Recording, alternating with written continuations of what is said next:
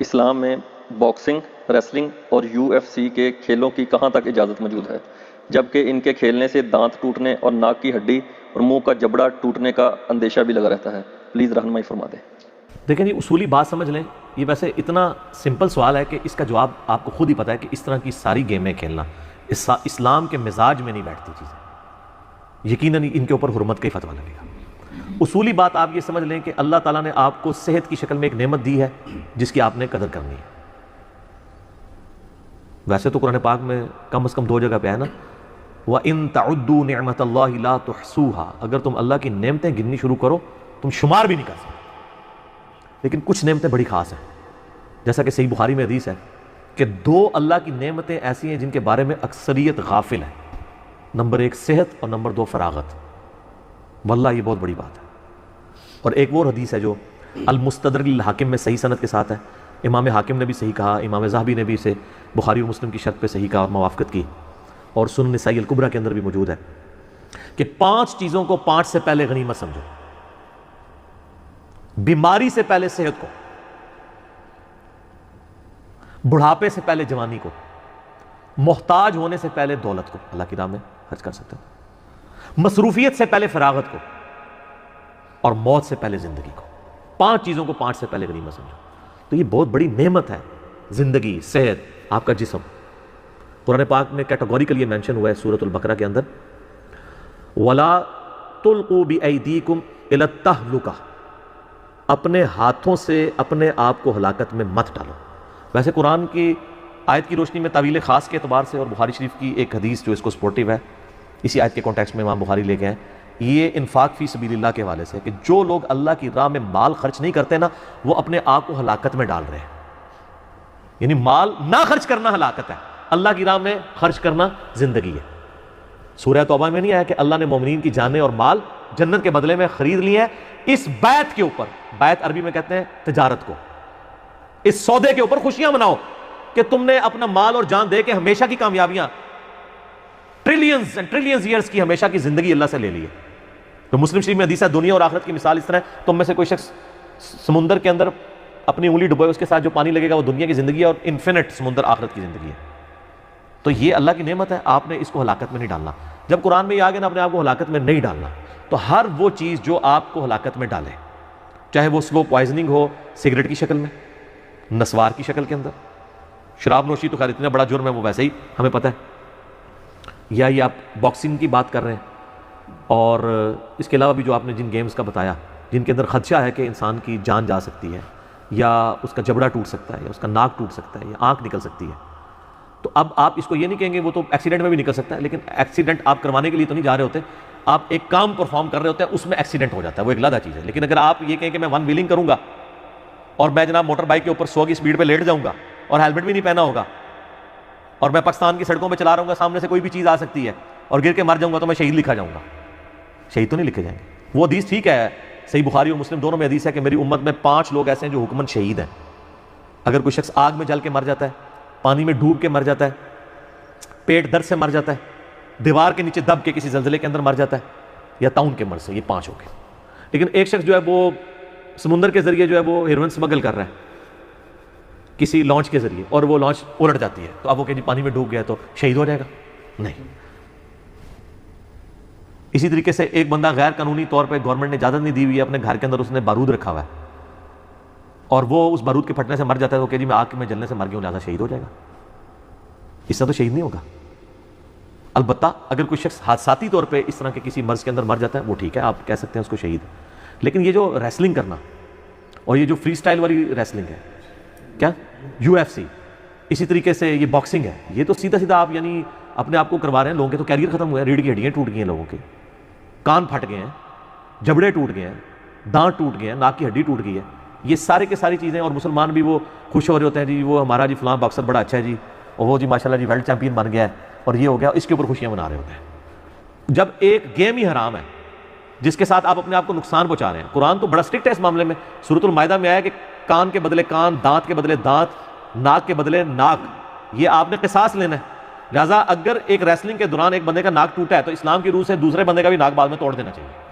ہاں جی، اگر اسلام پہ ہی چلنا ہے، اسلام کی خدمت ہو رہی ہے تو یہ کریں۔ تو یہ تو کوئی کرنے کے لیے تیار نہیں ہوگا، نہ آپ کو کوئی اس کی بنیاد پہ کھیلنے دے گا.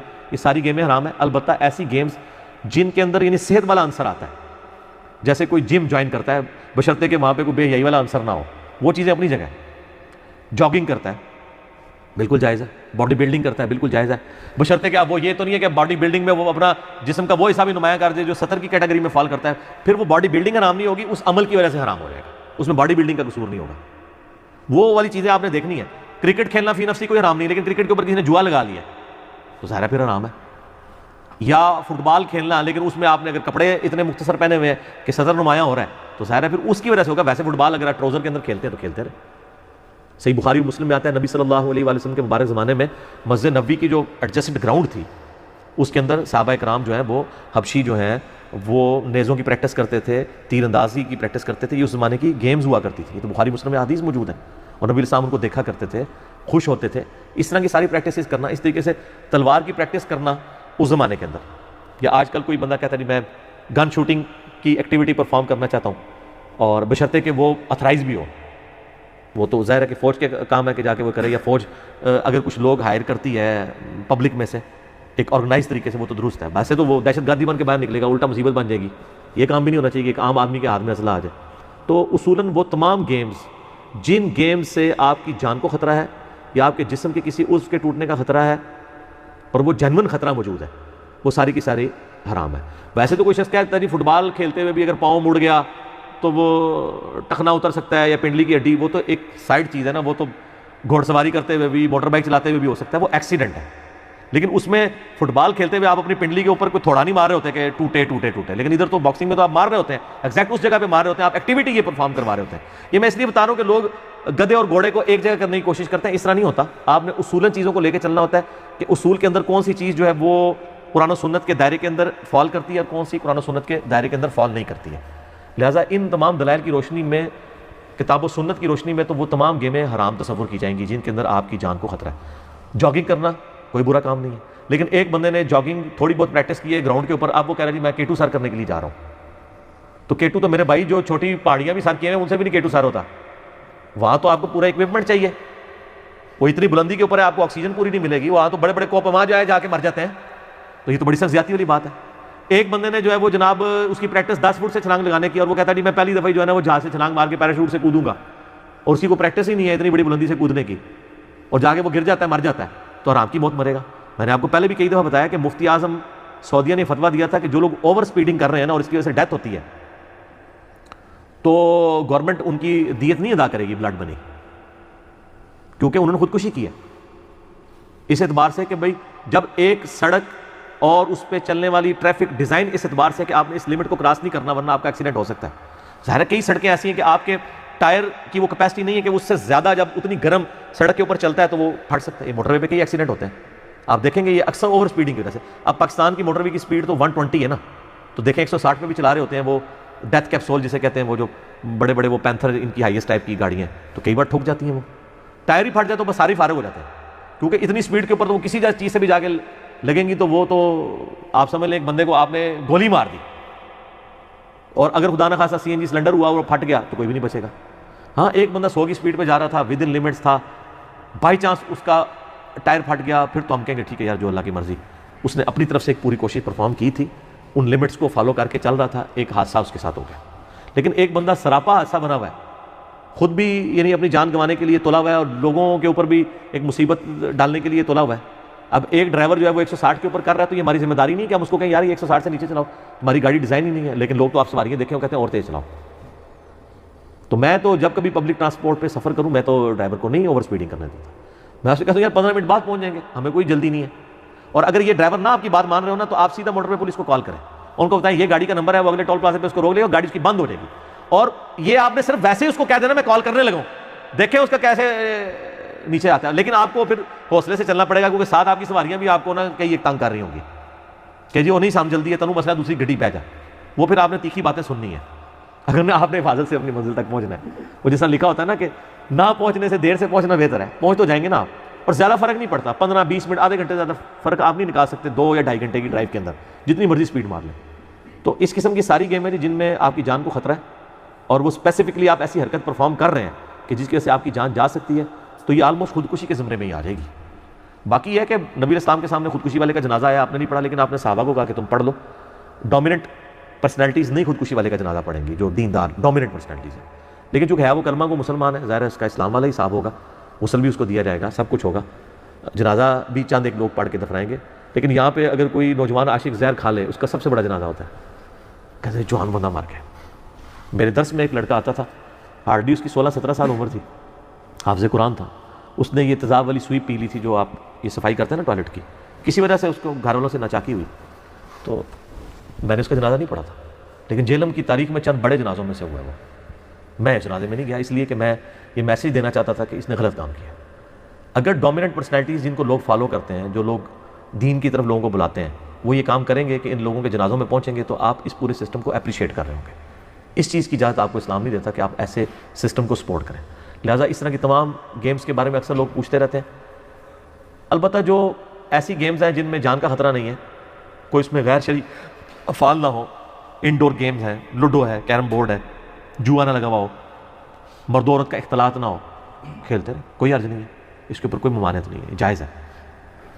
لیکن یہ وہ جس طرح پف جی اور یہ آج کل جو دوسری گیمیں آئی ہوئی ہیں، جس کے اندر لوگوں کو نیگیٹیولی ایک چیز ان کے اندر انسٹنکٹ پیدا کرنے کی کوشش کر رہے ہیں، اور یہ آپ سمجھ لیں ایک سافٹ دہشت گردی کی طرف آپ کو مائل کر رہے ہیں. ایک ہارڈ دہشت گردی ہے نا، ایک سافٹ دہشت گردی. تو یہ بڑا فرق پڑتا ہے. آپ دیکھیں کہ جو لوگ بھیڑ بکریاں پالنے والے ہیں ان کے دل کے اندر نرمی ہوتی ہے، جو اونٹ کے پالنے والے ہیں ان کے دل کے اندر سختی ہوتی ہے. یہ تو بخاری مسلم میں حدیث ہے، نبی علیہ السلام نے اہل یمن کی تعریف اسی کے اوپر کی تھی کہ یہ بھیڑ بکریاں پالنے والے نرم دل رقیق القلب لوگ ہیں. اور آپ فرمایا کہ دل کی سختی جو ہے وہ، یہ بخاری مسلم دونوں میں حدیث ہے، وہ اونٹ پالنے والوں کے اندر ہے، کیونکہ اونٹ کا بھی اپنا ایک مزاج ہے، تو وہ مزاج پہ ٹرانسفر کرتا ہے. جو آپ کام بار بار کرتے رہتے ہیں نا، وہ مزاج آپ کے اندر آ جاتا ہے. اس لیے بچوں کو اگر آپ چاہتے ہیں نا کہ بچے آپ کے کنجوس نہ ہوں، لالچی نہ ہوں، تو اپنے بچوں کے ہاتھوں دوسرے بچوں کو چیزیں بنٹوایا کریں. ٹافیاں لے کے دیں ان کو کہ جا گلی کے محلے کے بچوں میں بانٹ دو، تو ان کے اندر غنا پیدا ہوگا چیزیں دینے کا. ویسے تو بہن بھائی بھی آپس میں ایک دوسرے کی چیزیں دبا لیتے ہیں، ٹھیک ہے نا، دوسرے کو انہوں نے باہر کے کسی بندے کو کیا دینا ہے. لیکن اگر آپ یہ جذبہ رکھیں گے نا کہ میں نے شیئر کر کے کھانا ہے، اور بچوں کے ذریعے آپ لوگوں کو نعمتیں بٹوائیں گے، تو ان کے اندر بھی غنا کا یہ جذبہ، بانٹنے کا جذبہ پیدا ہوگا. تو اس طرح کی جو تھوڑی بہت سائیکالوجی کے پوائنٹ آف ویو سے ایکسرسائزز ہیں نا، یہ بعض اوقات بہت زیادہ فائدہ دیتی ہیں. بل میں نے یہ حدیثیں اس لیے بیان کر دی ہیں تاکہ اصولاً آپ کو پتہ چل جائے. اب آپ لاکھ سوال بھی پوچھیں گے نا کون سی گیم حلال ہے کون سی حرام ہے، تو اصولاً یہی باتیں جو میں نے کر دی ہیں اس کے اندر آپ کو خود بخود پتہ چل جائے گی. باقی وہ حدیث تو ہے مسلم شریف کی، گناہ وہ جو تیرے دل میں کھٹکے اور تو اس بات سے آر محسوس کرے کہ لوگ اس پر مطلع ہوں. اور جامعہ ترمذی کی حدیث جو حسن ابن علی کو نبی علیہ السلام نے یہ وصیت کی تھی کہ بیٹا جو چیز تجھے شک میں ڈال دے اسے چھوڑ دینا. سچائی اطمینان عطا کرتی ہے اور جھوٹ بے سکونی دیتا ہے. جس چیز میں شک ہو اسے پیچھے ہٹ جاؤ. تو میرا خیال ہے یہ ایک جس بندے کو تھوڑی بہت دین کی سینس ہے وہ تو اس طرح کی گیمز نہیں کھیلے گا جن کے اندر آپ کو خطرہ ہے. اور پھر یہ اس قسم کی وہ اکثر تو یہ نورا کشتیاں ہوتی ہیں جو چل رہی ہوتی ہیں آپ کی ریسلنگ والی، لیکن اس کو دیکھنے سے جو دیکھنے والے چھوٹے بچے ہیں ان کے اوپر تو نیگیٹو اثر پڑتا ہے. میں تو کبھی میرے بچے لگا لیں تو میں ان کو کہتا ہوں چینل چینج کر دو، یہ نہ دیکھو، ضرورت نہیں دیکھنے کی، کیونکہ بچے سمجھتے ہیں کہ اتنی اونچائی سے ہم بھی چھلانگ لگا سکتے ہیں اور دوسرے کے اوپر کود سکتے ہیں. اب مجھے بتائیں ایک بچہ دوسرے کے اوپر کود جائے، اس کے سینے کے اوپر ہڈی توڑ دے اس کے لیے تو لائف ٹائم ایک پرابلم بن جائے گا. اگرچہ انہوں نے لکھا ہوتا ہے کہ اس کو گھر میں ٹرائی نہ کرے، don't try it at home لکھا ہوتا ہے نا، یہ کون مانتا ہے؟